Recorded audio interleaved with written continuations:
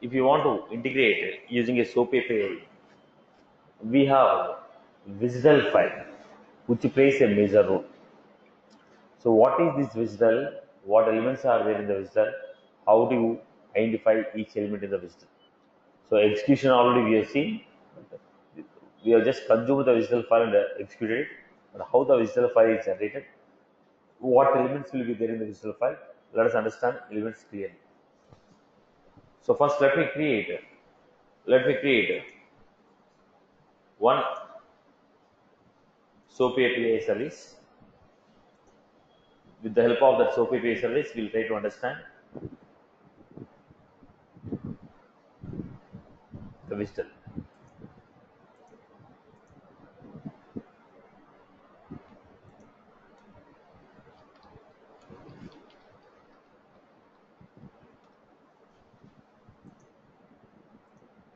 We are defining class has to be a global.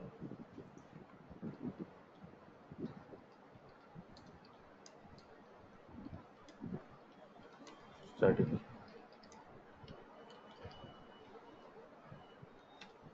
So here I am giving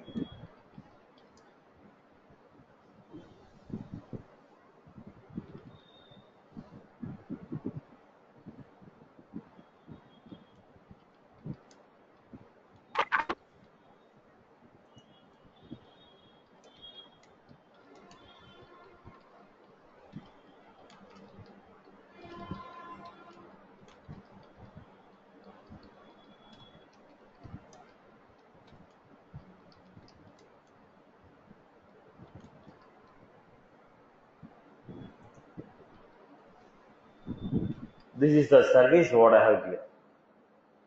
So we have created a SOAP API service. Now this class may be generated in the Java or a .NET or a Salesforce or a PHP or XYZ. Doesn't matter where we have created the service.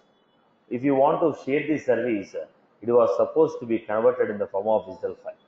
Now it doesn't matter in which language you generated this service. At the end of the game, if you want to share this service with someone, it has to be generated in the form of wsdl file. Now let us look at this wsdl file. Setup, build, develop, Apex classes.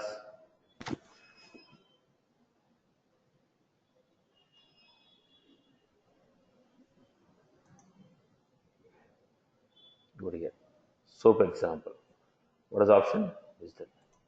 Generate the wsdl. Save as.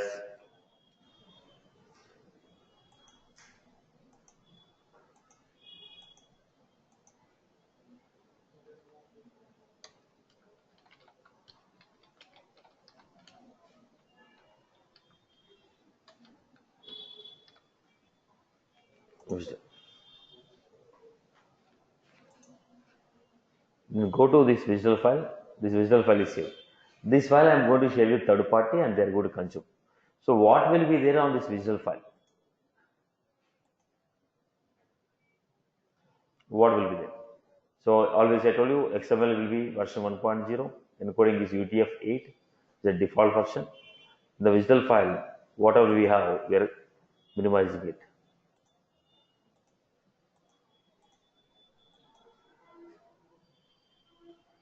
Now look at this. At the end of the game, what we have in the wsdl file is this. Whatever the wsdl file that is generated, it is going to have 5 elements. What are the types? Message, port type, binding, service. So let any wsdl file you generate the Java or .NET or PHP or Civil or SAP. If you get the wsdl file, if you minimize it, we are going to have types, message, port type, binding, service. These are the 5 elements what we have. So let us start our implementation from the end. Service. Service will tell you what is the name of the class or what is the name of the port. What is the name of the class or what is the name of the port from where we are trying to access the file. Now this will tell you what is the name of the class, what is the name of the class, what is the name of the class, and what is the URL of the class in which the services are available. name of the class or name of the class URL in which the services are available. Now, how do you refer to this? If you look at the service example, what we have? Port binding. What is the name of the class? Soap example 1. Is it the class which I generated? Is it the same class which I generated? So what is given? Service class will have, service class will have, service class will have, service class will have, service class will have, port. In the port we are going to have the name of the class. In the port we are going to have name of the class. Soap example 1. This is the class which I generated here. And every class is referred using an URL. Every class is referred using a URL. If you look at this, what is the location of this class? ap4.salesforce.com /services/soap/class soap example. If it is a REST API, how did you give? ap4.salesforce.com /services/apex/rest/ the name of the URL mapping, whatever the name you have given as URL mapping. The same one, if you want to refer it in the SOAP, how are you referring? ap4.salesforce.com /services/soap/class soap example. So, service will have port, name of the port and the corresponding URL of the port. Service element will have name of the port is the class in which the services are available. Name of the port and the corresponding URL. Here the point is, wsdl file in the Salesforce will support only a single port. wsdl file in the Salesforce will support a single port. Now I will give you an example. Can I define two classes in the same program? In the Salesforce, can I create two main classes? There will be only one class, right? Public example, only one class. Inner classes you write. If you write inner class, it will become a part of the element. I cannot define two classes in the single program. You take a Java or other programming language, we can define two classes in a single program. But here only one program we can write. So if there is only one class we can write, one outer class I can write, then automatically how many ports will be there? Only one port. That is the reason the service in the Salesforce wsdl will only support one port. So even the wsdl file what you are consuming from third-party system, it also should have a single port. Salesforce will support a single port. Salesforce will support a single port. Now come again. What will be there in the services? What is there in the services? What is there in the services? Name of the port, corresponding URL. How many ports I can define? Only one port. Why? Because only one external class will be created. In the Salesforce, we can define only one external class at a time. Okay. Now, let us go to the next one. Binding. When you are going for a binding, they are going to ask, boss, what type of binding is this? When you are going for a binding, generally, there will be two types of binding. RPC binding and a document style. What are the styles? Document style or RPC style. Now, RPC is the old format of the style which nobody is accepting nowadays, which nobody is using. The old format of middleware programming, will be RPC. If you are done any, if you are working on any other technology earlier, you might be knowing this term RPC, remote procedure calls. That is the way in which we used to use integration in the earlier. But now nobody is using the RPC. Currently, everybody is going with what? Document. But still, I'll give you. So there are two types of binding. One is RPC style of web service, and the second one is document style. In RPC also we have two more. RPC also we have two styles. Document also we have three styles. Now let us see what are the different styles of bindings we have and how we can use and which one we can use.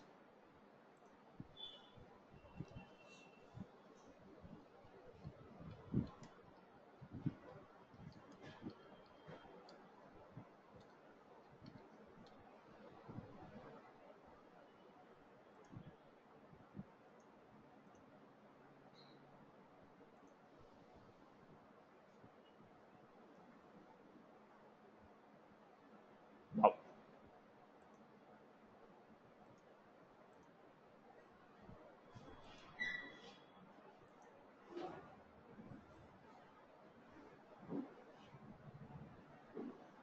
So look at the format. RPC encoded, RPC literal, document encoded, document literal. Broadly classified as RPC and document. Okay, in that we have subcategories like RPC encoded, RPC literal, document encoded, document literal. The first we will try to understand what is the name of the service we have. Public void my method. The method what we are taking is my method. Name of the method is my method. Int x float y. This is the service which I am providing. This service should be defined in the WSDL. Now, if you go to the SOAP API, look at the format. If you go to the SOAP API, what is the name of the method? My method. Int x float y. Look at the format. If you are sending a message, generally HTTP request you are sending. When you are sending a HTTP request, what will be there? Header will be there, body will be there. Am I right? Similarly, when you are sending a SOAP message, envelope, header, body. So let us understand first what is the format of SOAP message. If you understand the format of SOAP message, then we will understand what is this document style.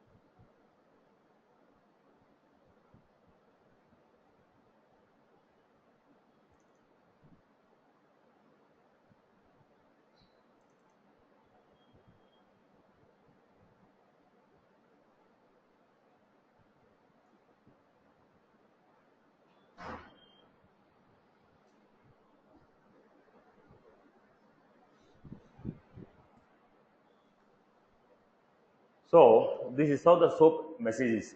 Generally, SOAP message is going to be SOAP envelope, which is outer element. In the envelope, we have SOAP header, SOAP body. So we have SOAP envelope header, SOAP envelope body.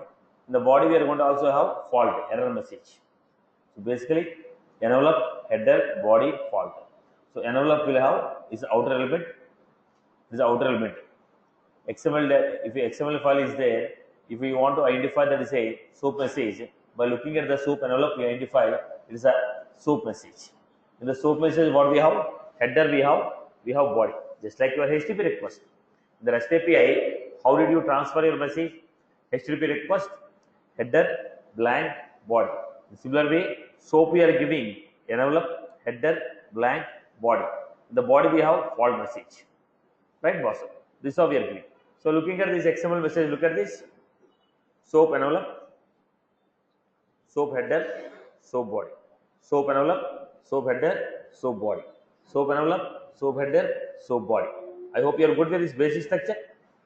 I hope you are good with the basic structure, boss. Okay. Now try to understand this point. Now come back to this. Here also we had a SOAP envelope, SOAP body. Whatever the data we want to transfer, that will be there in the body. Whatever the data we want to transfer, that will be there in the body. Now look at this. What is the method you are calling here now? My method. When you say my method, it clearly says name of the method, what is the input, what is the output. What is the input, what is the output. Now if you are going for a binding as a RPC, if you say binding as RPC, method, what is the name of the method? My method. What is the name of the method? My method. Now x, what is the parameter we are giving? X. X is of type what? Integer. Y is of type what? Float. Then method. So by looking at the body, I can say method name is my method.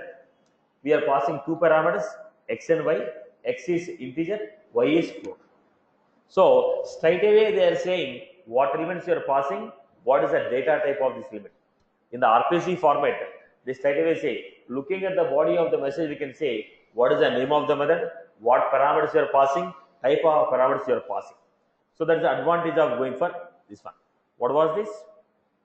Look at this. My method x and y. So straight away I can understand from here. Method name is my method, x is integer, y is a float. So in the element itself, we are saying what type of element is this. Now what is the drawback of this?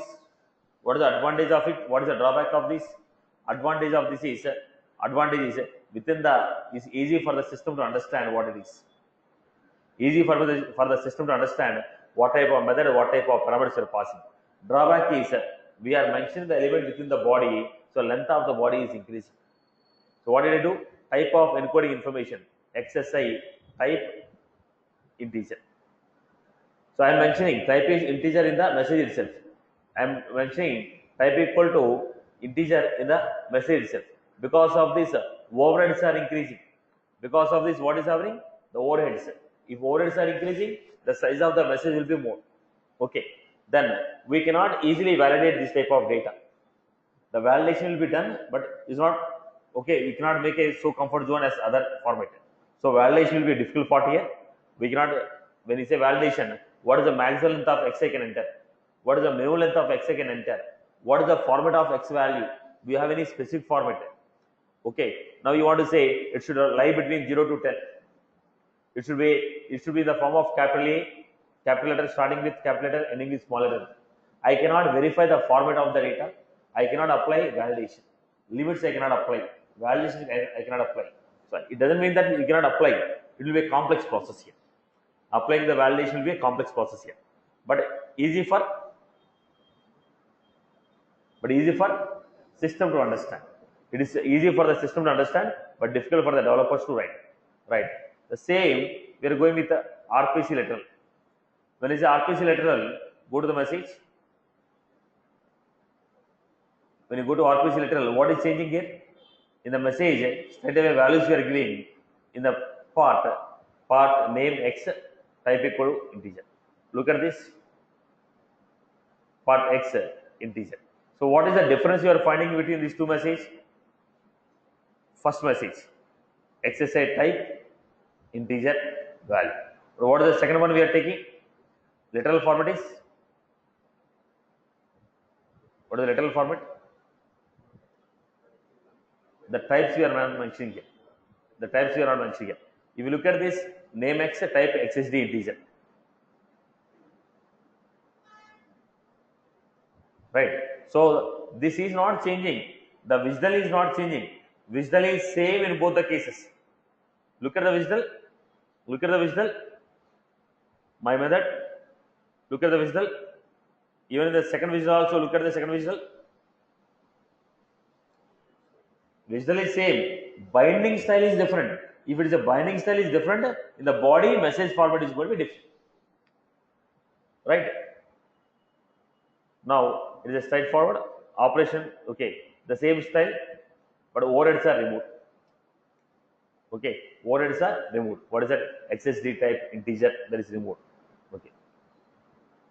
Same. What was the format here? In the RPC, applying the validation is difficult. And the RPC, applying the validation is a difficult format. Okay. So I hope you are good with this. So looking at the RPC encoding, straight away method name, what parameters you are passing, what values you are passing. If I go to the document style, they say document encoded literal. Document encoded is outdated, nobody is using it. Okay. What we are using right now is a document literal wrapped file. Document literal or document literal wrapped. These two structures people are using. When you go to document literal, here we don't mention the element type straight away. We say X of type A, Y of type B. What is A? The meaning of A is defining schema.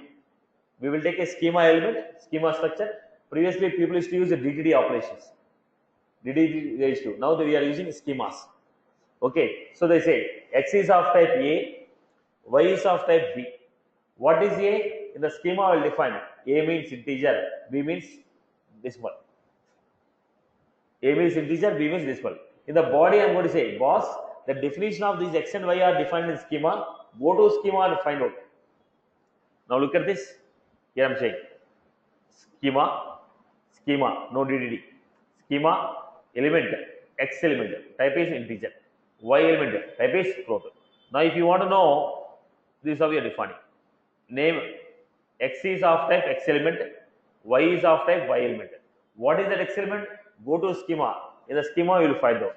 What is that Y? Go to schema. In the schema, you will find out. So, the definition and type of the elements are not straight away mentioned in the element, they are defined in the schema. So, if you want to know what is it, you have to go to the schema. Look at the body. Soap body, soap body. Now, is it giving the method name here? Now, are you straight away getting? Now, what is that X element? X element means go to schema, find out what is X element. Now, it will tell you it is an integer in the type method. Y element, go there and find out. Right. So, what was? It is not straight away. RPC, if you look at the RPC, we know clearly this is the method, this is the parameter, this is the value. But if you go to this document, we cannot straight away find out. Okay. We need to go to schema and identify. Okay. But it has advantage. We can apply the limits, we can apply the validation, we can apply the formats. Now, we can apply structures. Validation, formatting will be very easy here. Applying the validations, format will be very easier. Look at this. This XML validator is very easy here. But what is the weakness? It is not straight away. Now, do you know which method is this? Looking at the body, can you tell which method is this? You cannot tell. So, operation method name is last.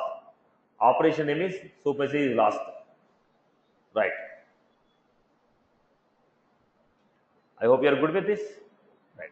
Now, document literal wrapped. This is actual format which everybody is using now. This is the actual format that everybody is using. Okay. Now, advanced format. This is the format. Now, they will tell you are passing two parameters. Which one has to be first element? Should it be X be a first element or Y be a first element? You have to mention that also. Now, I told you are taking two parameters. Which one should be the first? X and Y or Y and X? So, now the current format what the people are using is document literal wrapped style. Document literal wrapped style where everything is mentioned in the schema. I will explain what is the sequence type and all this stuff in the schema. If you look at this, my method. Now, you got the basic difference between document and RPC. RPC will have method name and type of element is mentioned, whereas the document will not have method name and it's not straight away mentioned. Type of element is not straight away mentioned. It is defined in the schema. You have to go to schema and find out. Is that is clear? What is that schema? We'll discuss further point. Okay. Now, I hope you are good. Clear for everyone? So, how many styles are there? RPC, document. What is the current style that Salesforce is supporting? Salesforce only support document literal wrapped style only. Salesforce will support only document literal wrapped style only. Any other style if we give, it is not going to support. Salesforce is going to support document literal wrapped style only. Salesforce is going to support document literal wrapped style only. Again, I repeat, Salesforce is going to support only document literal wrapped style only. I hope you are good with this. Right, boss? Okay. So, where did we stuck up?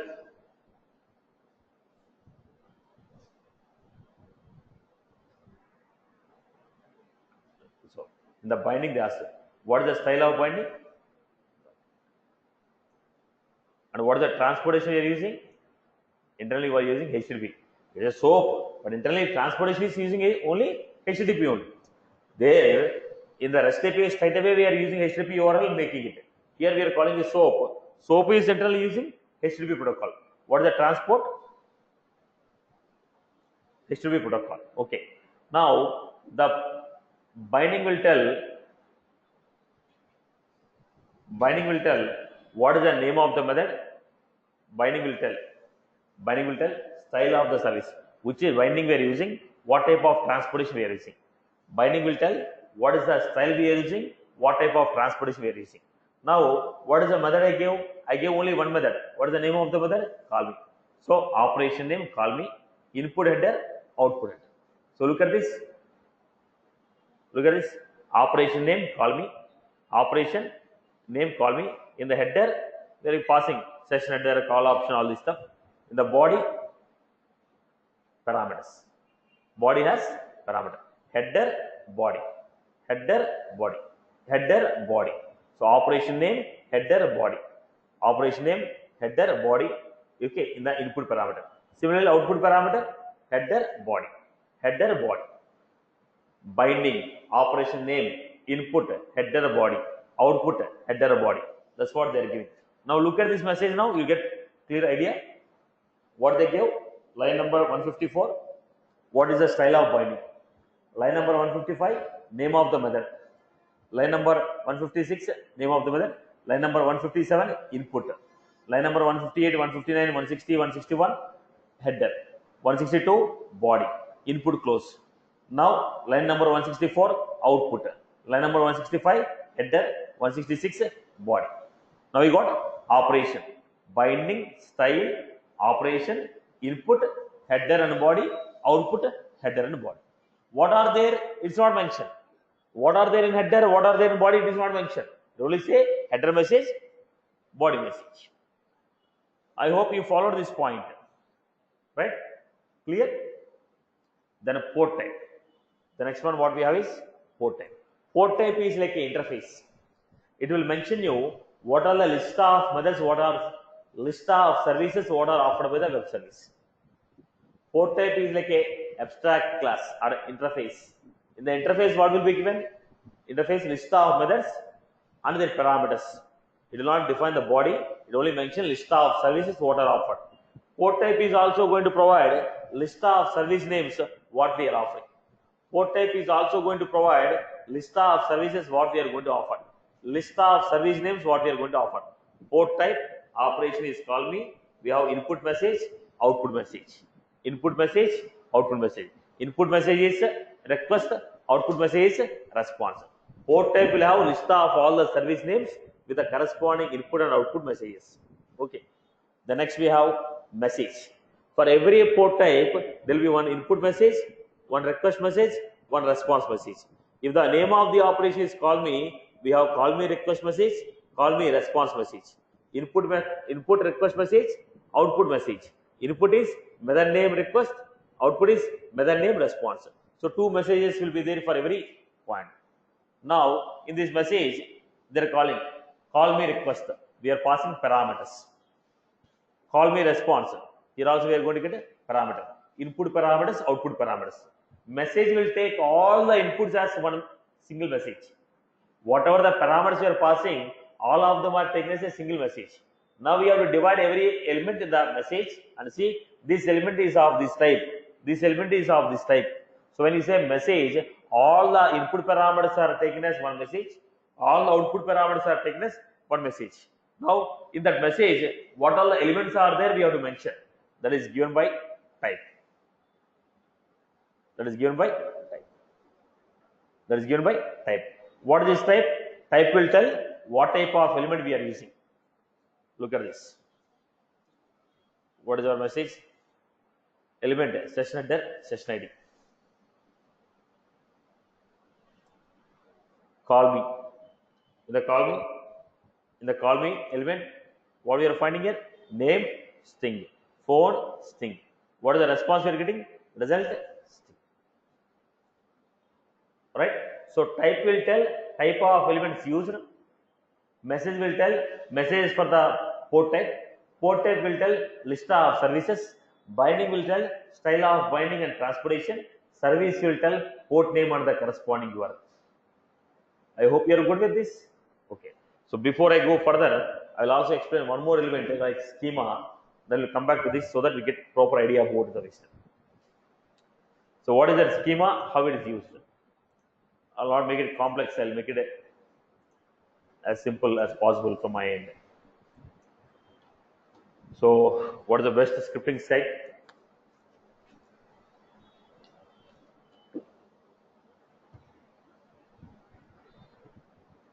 Simplified scripting site. W3 schools. I guess we have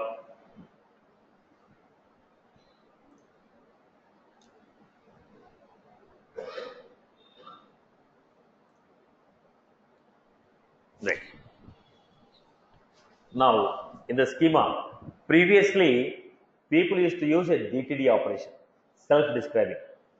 There only limited data types are given, we are supposed to use the 4 or 5 elements what we have.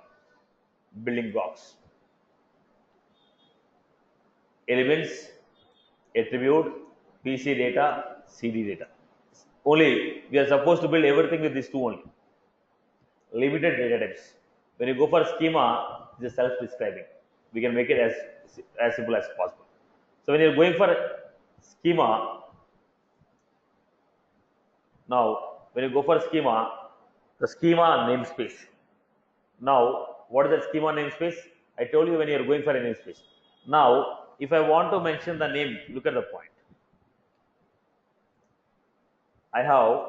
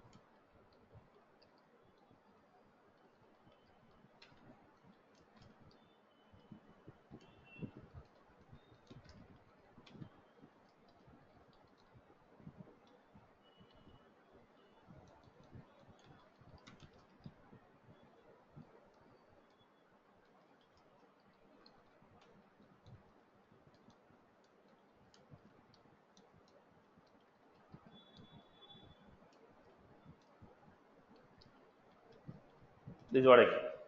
Now, when you look at this, if I am calling a name, what is the meaning of this name? There are two names. If you look at the element called name in a student, it has the name of the student, first name and last name. If you look at the name in the employee, it is the name of the company. So when I call a name, what is that name? Is it a name of a person? Is it a name of a company? What is the length of it? Do you have any specific format? How do you know? This is ambiguity. There is a reason we are defining namespace.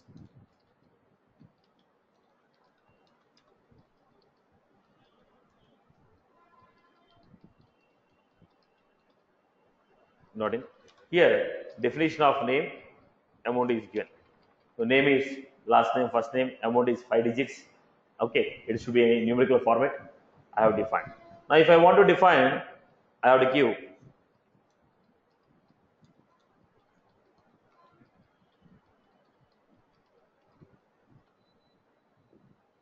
in satishmala.in colon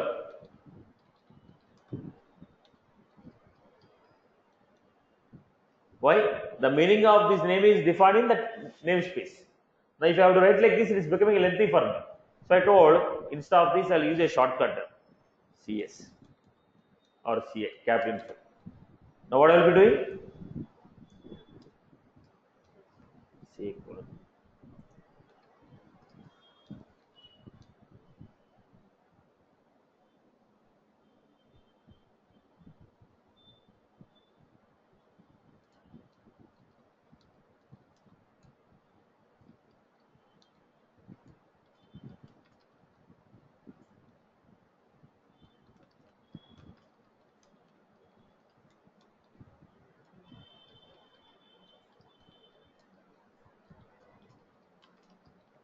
Now, what does it mean? The definition of this last name, the definition of this first name is available in the namespace called satishmala.in. Instead of defining https www.satishmala.in colon name, we are using this. Similarly, for employee also I am going to give this. Now, same story apply here. Whatever the definition of this schema is there, that is defined by all the definitions are defined in W3R dot w3arg/2001. Now when I say name called element, sequence, complex type, okay, complex type, all these definitions are mentioned where w3arg. That w3arg is referred from now as XS. XML namespace XS. Instead of referring that w3.org/2001 XML schema, we are using XS. Now, whenever I say XS, the definition of element is mentioned in that namespace. Definition of sequence is mentioned in the namespace. Complex type is mentioned in the namespace. I hope you are good with this. People have followed. That's how the XS is coming. So remove that XS now. What is that element? Complex type. See, okay, sequence. These are the attributes what are actually there. Did you follow my point? Did you follow? What is the meaning of element? That is in w3arg. What is the meaning of complex type? It is in w3arg. What is the meaning of sequence? w3arg. Okay. Now, so when you're going to this, let us understand. So easy to describe document, whereas there in DTD we have fixed two formats are there. Only we are supposed to use it. But here we can define different set of data types. Now I have to give here elements. So elements, there will be two types of elements among. One is simple, other one is complex. One is simple, other one is complex. Simple element will contain only text. It will not contain any other elements or attributes. Now you are given element, name, type. Now if you are defining simple element, name of the element, type of the element. Name of the element, type of the element. Simple name of the element, type of the element, it is a simple element. In case if you have a chain elements or if you define any attributes for the elements, that is called complex element. If you only define element and type, simple. If you have a chain element or attributes, it is a complex. As simple as that. As simple as that. What are the data types we have? String, decimal, integer, boolean, date, time. It is a fixed, not only from me. Whoever is following w3arg 2001 model, they have the same data types. Whoever is following w3arg 2001 model, they have the same data types. What are they? String, decimal, integer, boolean, date, time. Okay. Now look at this. Now last name. Element is last name. Type is string. Element is age. Type is integer. Element is okay. Element is a date bond. Type is date. That's what they have mentioned. Access element. Name is last name. Type is string. Element age. Type is integer. Element name. Type is. So if you have chain elements or attributes, that is a complex. If you have only element name, type. Are you getting my point? Okay. Now, if you want to give default values, we can apply a default values. We can give a default values. We can give a fixed values. Whatever you want, you can do it. So if you want to define attributes, what is these attributes? By now, you are already using Lightning, right? Most of you are coming to Lightning classes. How are you defining a component? Component, attribute, 1, 2, 3. If you only define a component without any sub-elements or attributes, it is simple. But a component is what? Complex element. For the component, we are giving attributes. Now type name, okay, element type, element name, type complex. In between what we are taking? Attribute. First name, attribute, last name. Now we are trying to take attributes. Look at the format of defining attribute. Name of the attribute, type of the attribute. Now let us take one example here. Name of the attribute, type of the attribute. Now similarly, if you want to apply any restrictions or validations, I told you in the DTD applying the validation is complex. Now look at this format. What is the name of the element? Age. Now for this element, what we are doing? What type of element is this? Simple, because age doesn't have any chain elements. Age doesn't have any attributes. Only we have element called age. But for this element called age, we are giving a restriction. Type is integer, minimum value is 0, maximum value is 120. So when you are defining an element, we can give a restrictions and validations. Easy for me to pass. We can apply the restrictions and formats. So simple type, complex type. There will be two types of elements called simple type and complex type. Simple type will have only name and type. If you want, you can apply restrictions and formats. But when you go to complex type, it will have attributes or chain elements. So let me give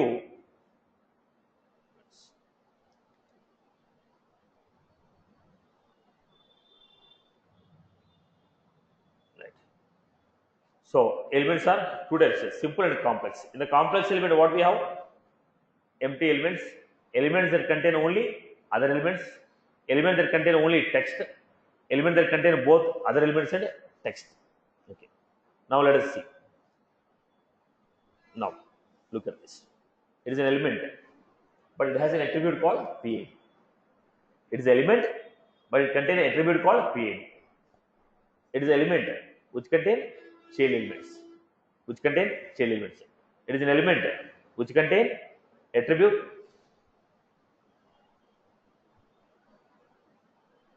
Look at the format. External element product with which is empty. No value is there, but it has an attribute. Element is there with the attribute, but no value. Example, tell me.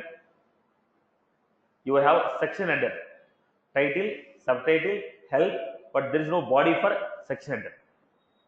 Command button. In the command button, we have value, action. No body for this. They are what? Element with empty. They are element, complex element with empty body. Complex element with empty body. Body, nothing is defined in the body. Element has attribute but no body. It's called empty elements. The next we have complex element, element which contain other element. Element which contain other element but there is no attributes. Element contain only other elements but there is no attribute. Tell me an example of this. Apex form. Apex form, in the form we have input text, output text, page block and everything. So that Apex form, no attributes. For Apex form, we are not giving any attributes. Apex form, no attributes. Straight away Apex form, within that we are giving input text, output text, page block and everything. No attributes we are applying. So element which contain other element without attributes. First one, element contain only attributes, no body. Second one, element contain chain elements, no attributes. Now third element, it contain attributes and text. Attributes and text means body. It contains attributes and text. It contains attributes and text. Now food type is attribute. Ice cream is body. No chain elements. It doesn't have chain elements. It has attributes with body as text. Attributes with the body as text. No chain elements. Attributes, body as text. No chain elements. Fourth one, everything is available. Now we have a description, date, attribute, body. I hope looking at this we got at the end of the game, if you define an attribute, it is a chain, it is a complex. If you define a chain elements, it is a complex. As simple as that. Now J into 60 marks answer, they can write this. Okay. But as per us, if you have an attribute or if you have chain, it is a complex. As simple as that. Okay. Now they are given again. Further examples are given. Okay. What was that? Element type is what? Person. What type of element is this? Complex element. Why it is called complex? It has two. Element name is person, complex type. In the complex type, what elements are given? First name and last name. So complex type sequence. First name, last name. First name is element, type is text. First name is element, type is text. Last name is element, type is text. So in the sequence, what we have? Two simple elements. Now person is a complex element which has two chain elements. So person, complex type, sequence we are giving. Now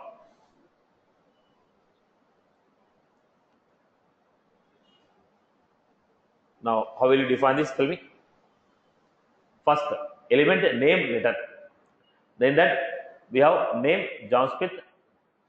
We have name, order ID, ship date. Name, order ID, ship date. Now what is it? Complex. Type is complex. Sequence, name, order ID, ship date. Name, order ID, ship date. The other text data is there. It's called defined as mixed. Now what are these indicators? You want to all choice sequence. Maximum time occurrence, minimum time occurrence. So we can define this. It is mandatory that everything should be entered. We have a choice to enter or not. We have to enter in a sequence. All the elements should be entered. Choice, you have a choice, sequence, maximum occurrence, minimum occurrence. Always it's mandatory. Choice, you have a choice to choose. Your choice to choose. So at the end of the game, by looking at this, basic structure is clear for us, right? Look at the point. Now I'll come back to the point. You will understand. Whatever we learned is more than sufficient. Look at the point.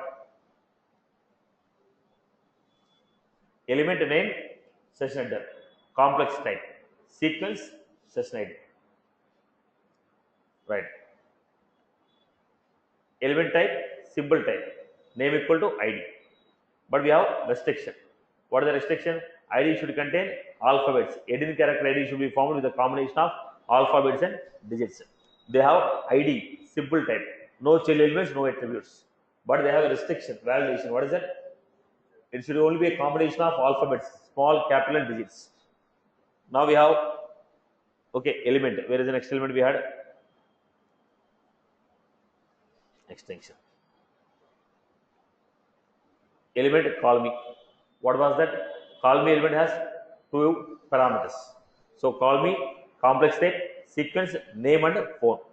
Name and phone. Right? So what is this definition? This is schema definition. Saying a simple type or a complex type.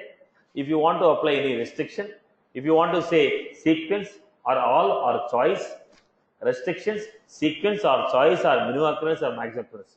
So basically, whatever that is defined in the top one, whatever you are finding here on the top, it is what? This will define type of elements we are using in this web service. In the web service, what type of elements are we are using? Whether they are simple, or if it is a simple, what type of data type is this? Complex, what are the chain elements? What are the data types? All the wrapper classes will be complex. All the methods will be complex. So now come back to the definition of. Come back to the definition. So look at that. I'll be using XXD, which is W3 org. I'll be using org. I'll be using soap. The definition, wherever I'm using a soap, the meaning of this is defined here. Wherever I'm using TNS, definition is defined here. At the end of the game, finally, target namespace is important to us. Because in this element, all this will be used. So what is the target namespace? Soap example 1. Soap example 1. Where are my elements defined? Soap example 1. Finally, what is important to us? Target namespace. You may have number of namespace. In that, what is the class in which we are defining a service? There is a target namespace. Okay. I hope basic structure what you require is clear for everyone. So what are the elements of visual file? Tell me. We have service. In the service we have port. In the service we have port. In the service we have a port. Next we have binding. Type of binding. What is that? RPC or document. What is supported by Salesforce? Document, literal, wrapped file. Port type is like interface, which will give you list of services what we have. Then message, for every operation there are two messages. Type will specify what type of elements we are using and what is the definition. It is a schema part. It is basically we call it as a schema part. Okay. I hope you are good. Clear? Now I guess the last class we have consumed some SOAP visual file, SAP, and we have seen some visual files. Now what I will do, I will consume some third-party visual files and we will see what type of errors we encounter. Successful program already we have done. Okay. Now we'll try to consume errors, the files which I have given errors. Okay. So look at this.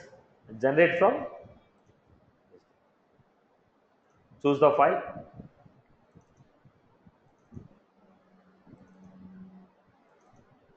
Now I'll give first the RPC visual. I am copying one of the visual file. Now what happened? Failed to parse unsupported visual style called RPC. Only supports a document literal. So if some third party people are giving RPC format, Salesforce will not support. It has to be supported in the form of document literal wrapped. Now do you have any choice to convert?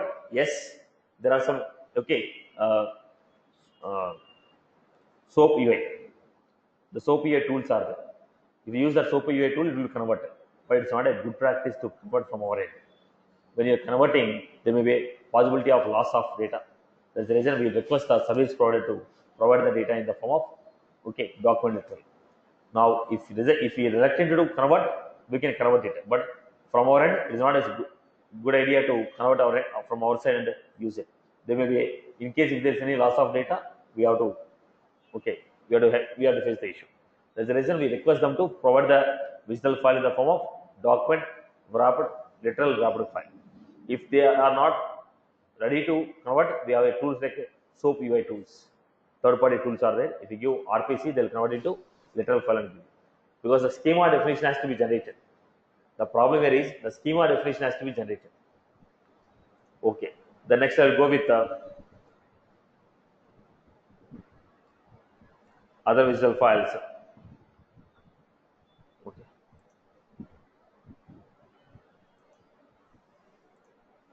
I'm giving error files. Target namespace not specified in the visual definition. Now, whatever the web service main class was there, that was not mentioned. The definition of the schema. So, in the server side, that is not mentioned. So, probably I might have taken a local host. When I take a local host, it will consider my system as a local host, not the server. Generally, when you're practicing, what you do, you will run it Tomcat or something, you'll run it, generate the file. How the URL will come? Local host. When you use a local host, it will take the Salesforce server as a local host. Then the Salesforce server, if the class will not be available, that is the reason it is throwing error message. Right? So it should be live URLs. Then I'll go with the Jira visual file. What was it? Attribute name cannot be null. So they have given attributes, but the name of the attribute they have given as null. If you are mentioning an attribute, name cannot be null, value can be null. Okay, but you are taking attribute name should be given. It's a required field. So here, what was that? Schema type is not well defined. Schema type not well defined. Look at the errors what we are encountering. If somebody asks you, tell me the list of errors what you encountered. One is RPC not supported. Second one is target namespace not defined because of the local host. Third one, attribute cannot be null because attributes if you are defining, name should be a must. Then I'm going for, I'll give you actually, I guess I have error files.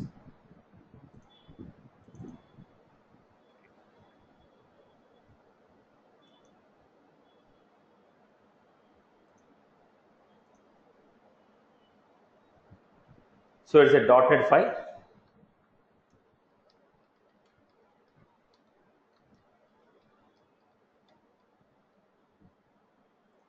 .NET file. I consumed it. What is the class we received? Global weather. The file is successful. We get it. What is the outer class we received? What is the inner class? Global weather SOAP. Now, what is the method name here? Now, did they give any header? Look at this. In the document, are you finding any header? They're not finding any header. So, they're not expecting any authentication data from you. They're not expecting any authentication data. In the method also, they're not asking any authentication data. There is no header element also. So, it is an open URL. It is an open URL. Now, how do you call? Class, inner class, object dot, get weather of, city name and country name if you give, we are going to get this. Once it is consumed, it is only class, right? Create a object dot inner class method. Whatever the data you want to pass, you pass it.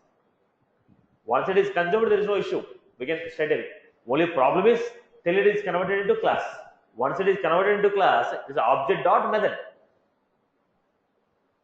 So let me go back again.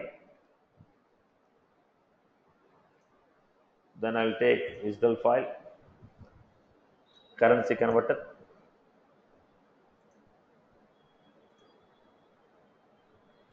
It is also one of the .NET file.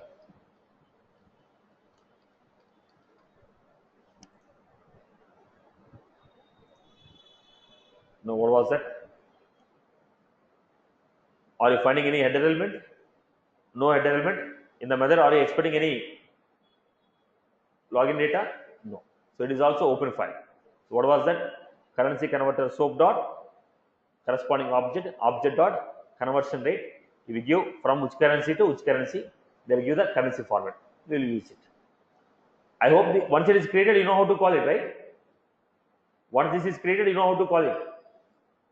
Are you clear about it? Once this is created, outer class dot inner class, object equal to outer class dot inner class, object dot mother name. So let me try with another files. I will also consume civil visual file. I have some civil files, civil order management file or service request. Service request in the civil.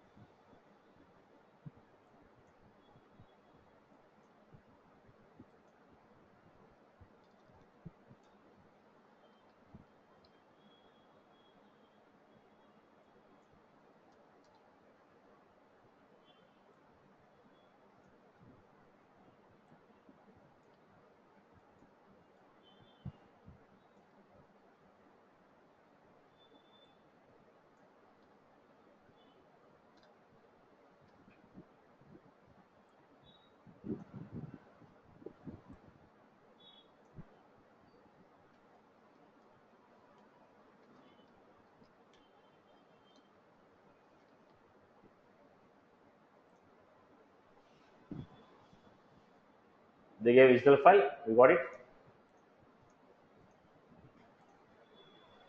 So now the issue here, how do you know which will be the main class? Now look at this, lot of classes are coming. A lot of classes are coming. How do you know in which class my service is available? All these are what? Proper classes used in the request. Now what should I do? How do I know what is the main class for me? There will be only one class in which mothers will be there. Rest of the classes will contain only proper class data.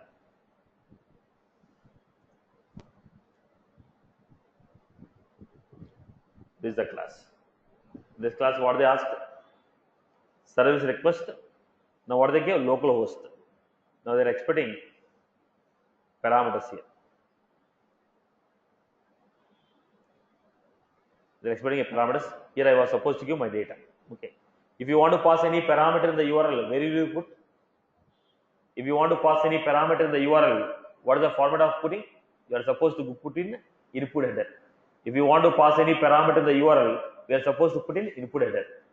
Now, if you have header element, look at the point. Do you have any header element here? No header element is there. If header element is there, then I was supposed to put my credentials in the header. Now, otherwise, if you want to pass the data in the body, in the method, they will ask you to pass the authentication data. No, in the URL, if they are asking you to pass, then I will put it in input header. There are only three choices, boss. If they are asking you to pass the data in the URL, put them in input header. If they are asking you to pass the data in the header, there will be header element. Put the data in header element, use it. No, if they are asking you to pass the authentication data in the body, in the method, they are asking as a parameter. If in the method, if they are asking you to pass the parameter, login data as a parameter, it is a body request. If they are asking you to put the login data, login credential data in the header, then there will be a session header element. We are supposed to put the element. No, they are asking you to pass the data in the URL, then it will be input header. You got three possibilities. When you are making a request, your authentication data may be in header or a body or URL. Three possibilities only. Header, body or URL. Header means session header element will be there. We are going to put the element. Okay. Second, body means in the method they are asking you to pass like a parameter. Will be passing. Third one is URL. If they are asking you to pass in the URL, I'll put it in input header. Right? These are the three formats. Now this is the civil visual file. How do you call this? Service request delete. Now these are the parameters what you are supposed to pass. What are these wrapper classes? What are the elements are there in the wrapper class? Go to the class, visual file, check out what elements are there, pass it. Once you consumed, corresponding classes came, right? Go to the class, identify in the class what elements are there, create an object and pass it. Okay. Are you getting my point? So in how many ways we can pass the data in the SOAP? Right. People have executed AWS example. If you execute AWS example, whatever I am explaining now will follow. Right. I told you are supposed to pass the authentication data in the header or body or in the URL. If you remember well, what is the example I have done for the AWS?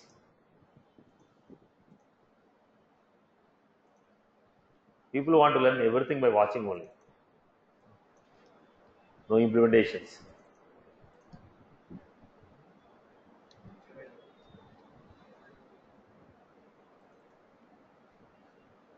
This is the class what is generated. Now,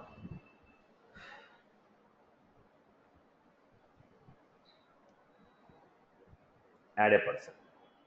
In the add a person, here they are not asking for any authentication. In the method, they are not giving any authentication. But we have here, what was it? Header element. What we have? Header element. We are expecting you to pass the data in the method. In the method, we have to pass like a parameter, or we have to pass the authentication data in the header element or in the URL. In this case, in the method, we are not passing. So where I am passing? In the header element. In the header element, what is this Amazon example header element? What is this header element?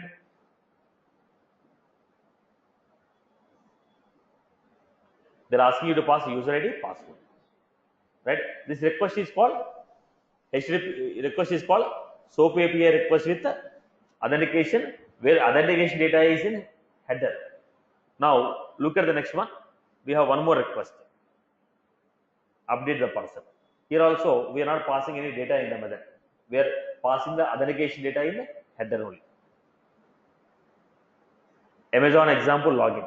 Here I am passing authentication data in the method as a login. Now what is there in the login class?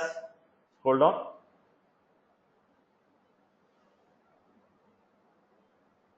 Name and password.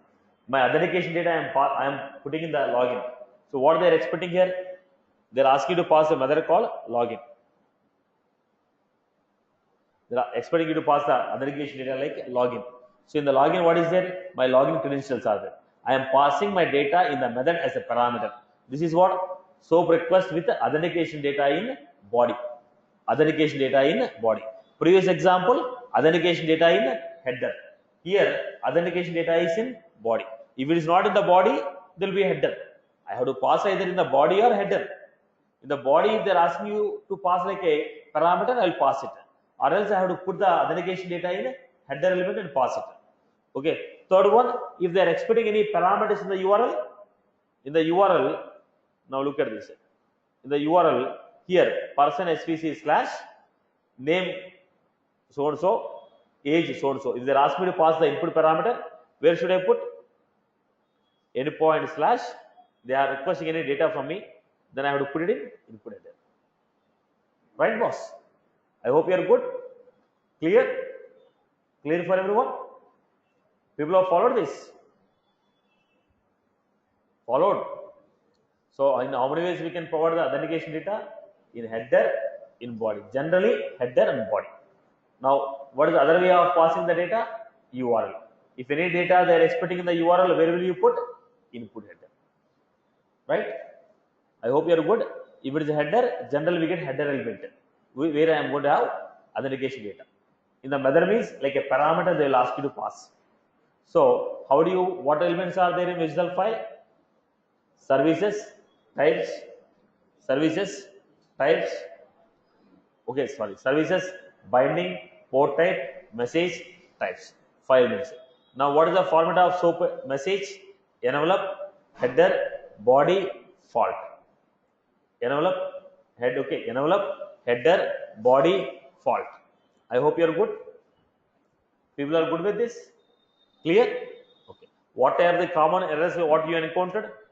What type of errors you have encountered? What are the types of errors you have encountered? We have encountered the errors like unsupported style unsupported the binding style. Then there is more than one port in the WSDL file. Now type cannot be independent. Every element in the type should be a child of any one of the class. We cannot define independent type element. Every element in the type should be a part of any one of the input and output wrapper classes. You cannot define type. So in the Java, we can define the types independently. Elements in the type we can define separately. It is not a part of any class. We can pass an independent value, but here it is not supported. So schema import errors. Now we are using a schema. The schema is calling another schema which is not like schema import errors are there. Unstructured visual files, unstructured visual files, unstructured visual files. Attribute name cannot be null. RPC is not supported. Multiple ports not supported. Okay, individual independent types are not allowed. Independent types are not allowed. Not well formed. These are the common errors what we encounter. Right? I hope you are good. Good with this. Followed. So the next example.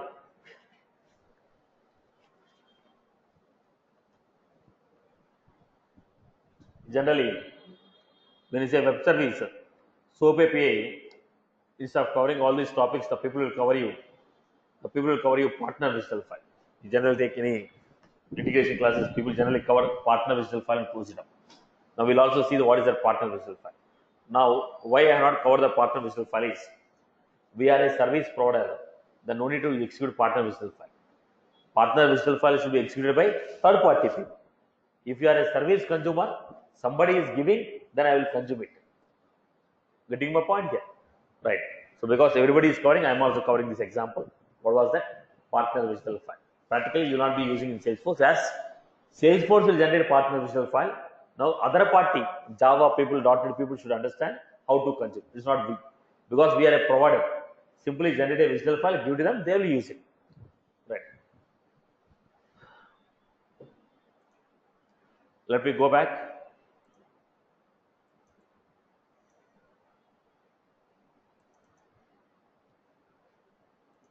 Only for the sake of information I am covering, it will be of no use. I am making very clear.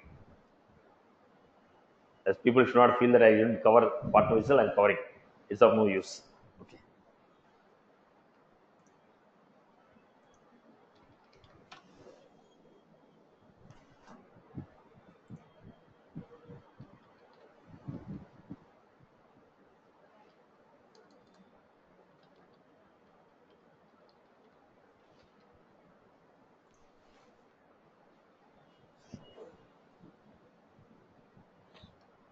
Now, partner visual file, enterprise visual file. First, let me go with the partner visual file. Setup, build, develop, APIs. We have visual files. Then what we are generating? Partner visual file. Generate partner visual file. Once again,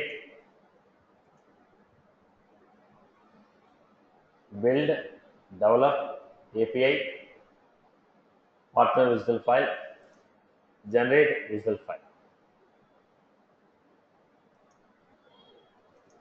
So we got the partner visual file, save as.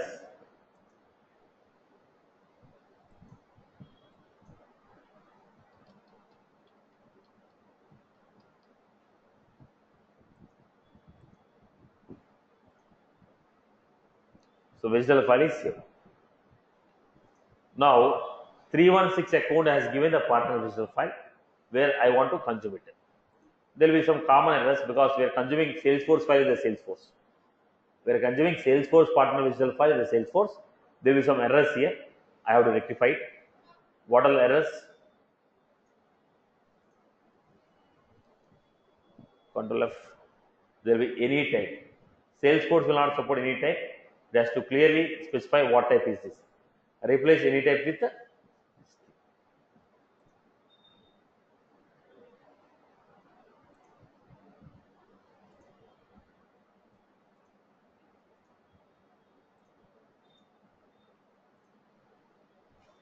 So replace. There are 4 occurrences. All of them are replaced.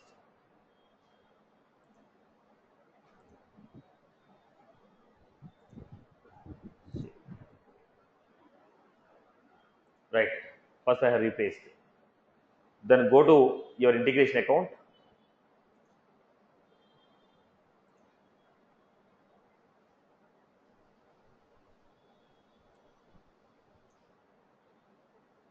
Set up, build, develop, Apex classes, generate from this.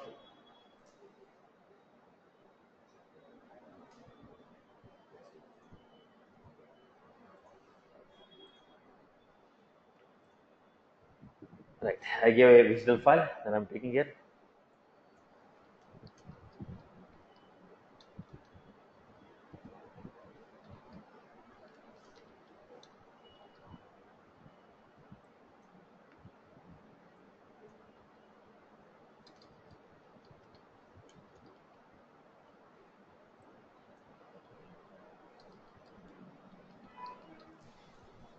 Generate.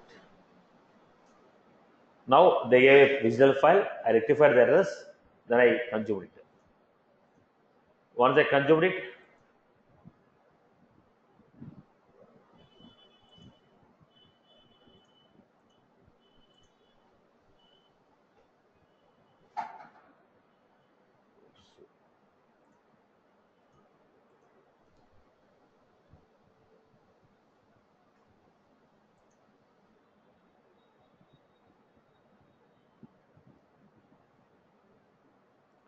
this is the file which is generated.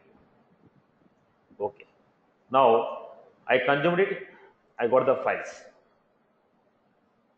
Now the point is, when you have taken this, how do you know in which class the services are available? They gave a visual file. I consumed it. I got some classes. Now we already know definitions.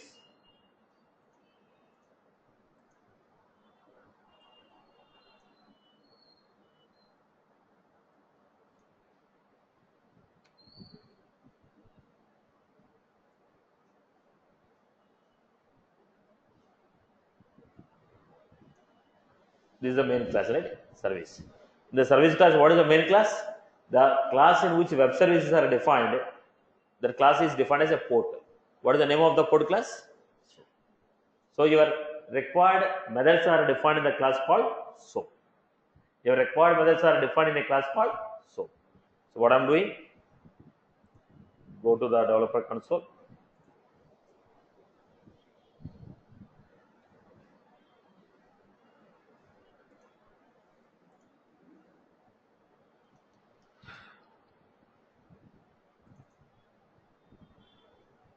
This is the class what we generated. The class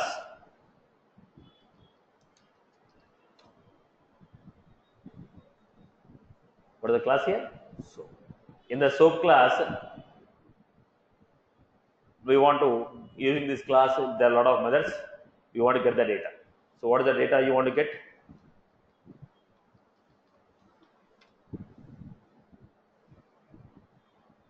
There is a method called login, checkout, login method. They're asking you to pass username. You pass username, password. What they're giving? Login. In the login result, they're giving session ID. This method is not giving. This method is not giving login to you. This method is returning you session ID. That session ID I was supposed to put in header. As per this logic, if you give username, password, and make a request, they are giving a session ID. This session ID I have to make it in a header element. Then I have to request a service.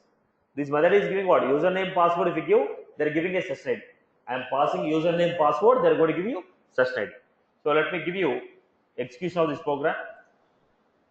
Very simplified example.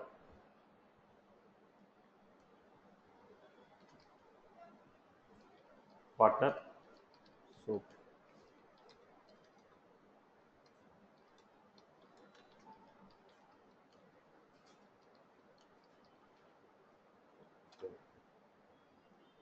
then I gave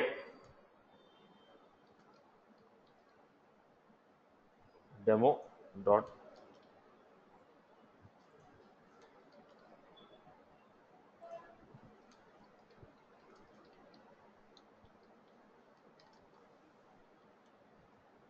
login result equal to what is the method? ps dot login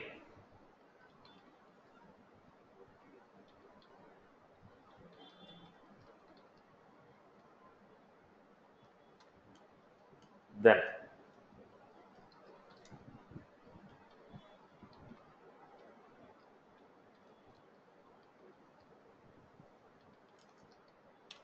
the problem is in the debug console you cannot print a session ID. They have removed that option to printing a session ID in the debug console. So what I was doing,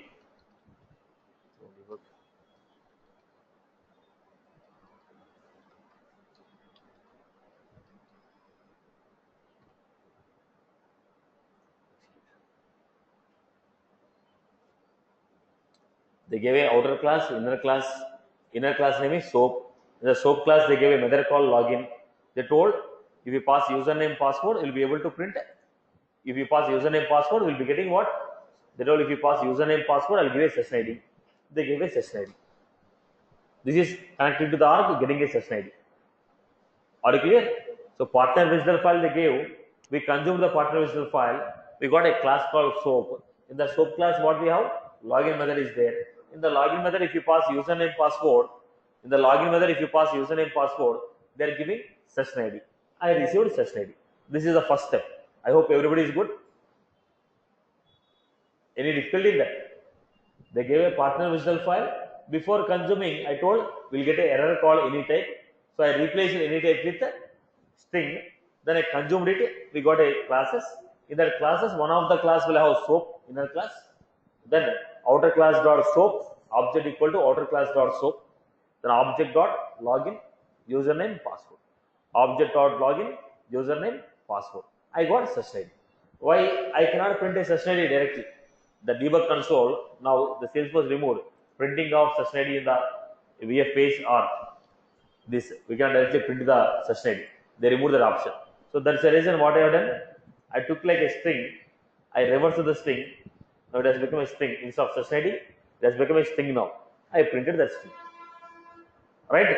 This is done. Using this session ID, I have to make a request to that org, get the data. Using this session ID, I have to make a request to that org, get the data. How will you get the data? Look at this.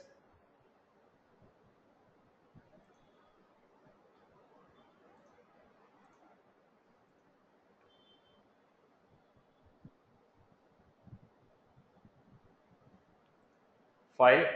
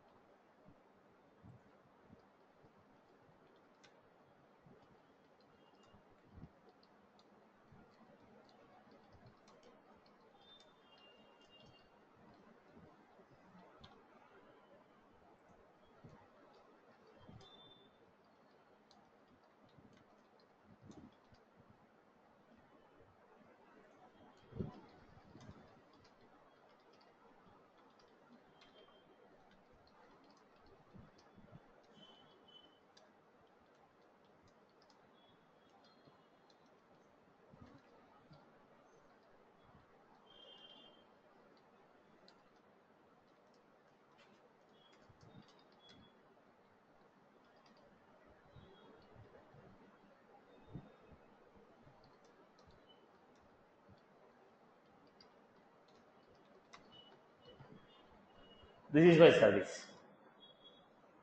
Now, what this person is doing? I want to give this service. How will you give? Setup, build, develop, Apex classes, soap example. Previously, this person gave you partner visual file. Now he is also giving a service file. Now, save as.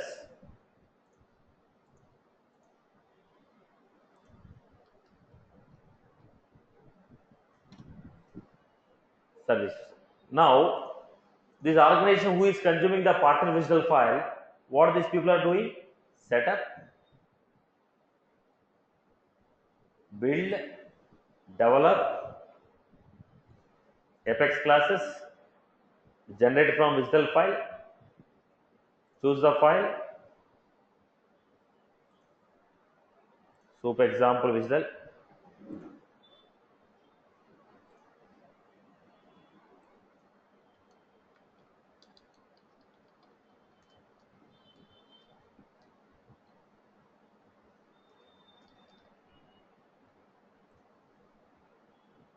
this is the class which is created.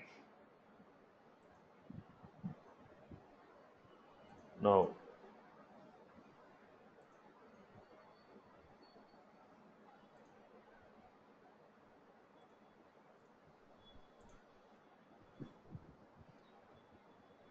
try to understand.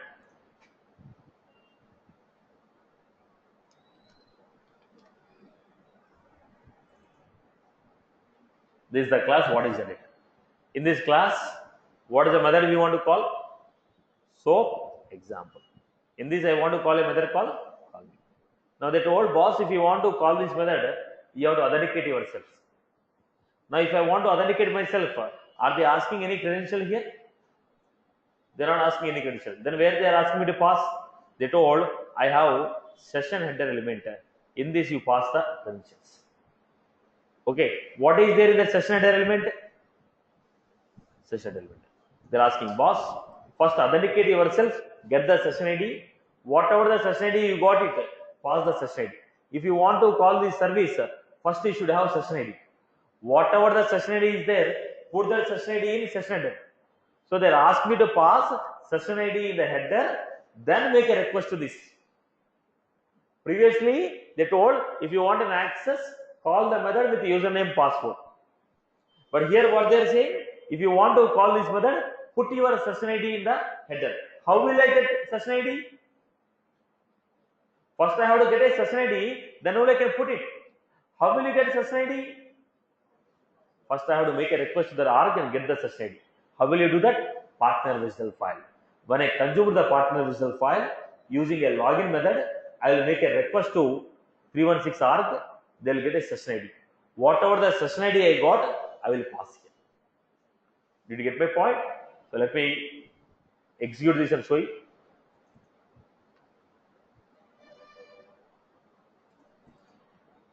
First, what is the first point I have to do? Generate session ID. This will generate what? Session ID. Okay. Then I was supposed to execute service. What is the service I have? Admin 316 dot. Then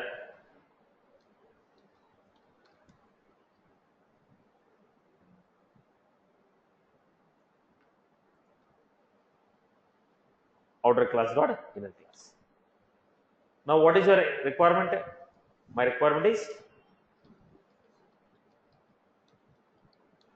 ap dot call me. This is my request. But before I make a call to this, you are supposed to pass the session ID. Where you are supposed to pass? So ap dot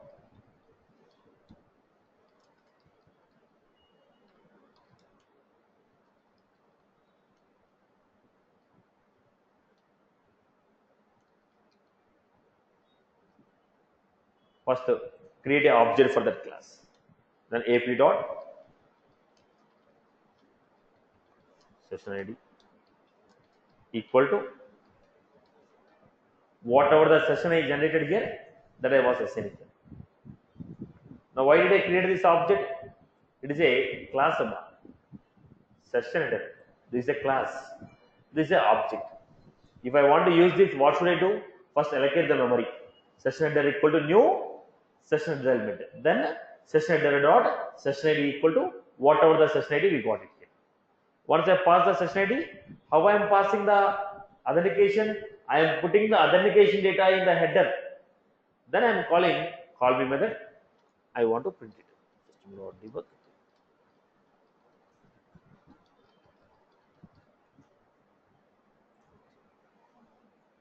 Duplicate field result. Okay.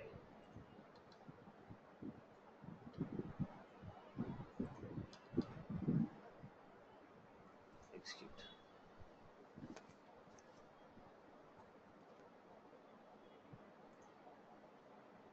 Result of sum of a value 10, b value 12 is 20. Okay. So what did I do? I have clearly mentioned step-by-step procedure here. In the documentation, I have mentioned step-by-step procedure.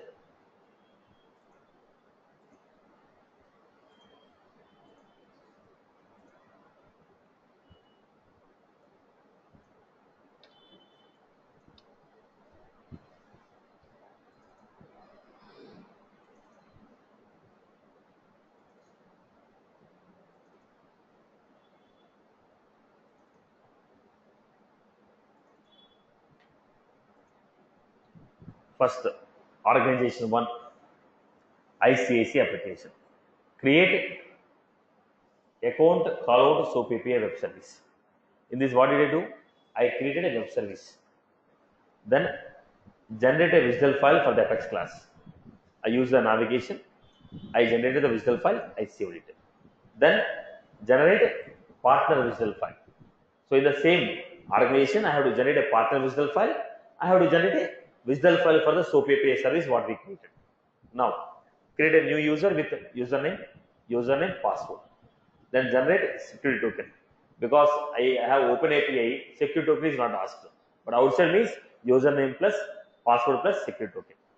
Then share the following credentials. What are the credentials I have to give? WSDL file of the service, partner WSDL file, username, password, and security token. Now this is given by source. Now who is the source? Salesforce. Who is the source? Salesforce. This is consumed by third party. In this example, both the systems I have taken as Salesforce only. Okay. Then service consumer. Log into service consumer. So log into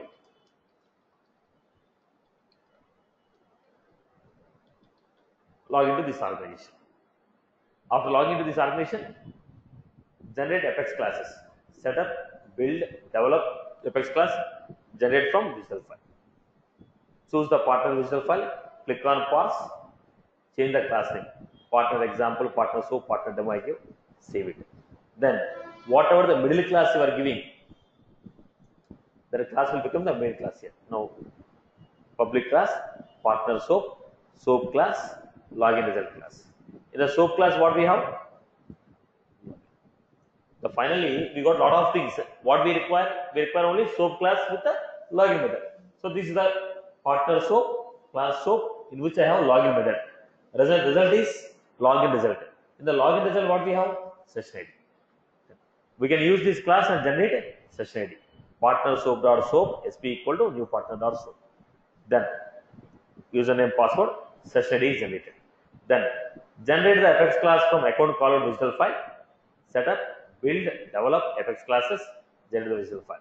Now we got external call, account call, session header element, and create. What should I do? What should I do? First, we are supposed to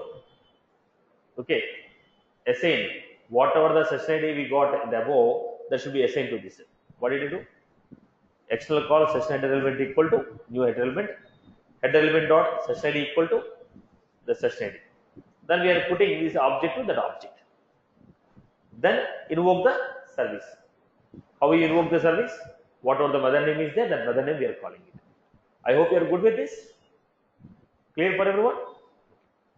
Have you followed this example? Follow this example.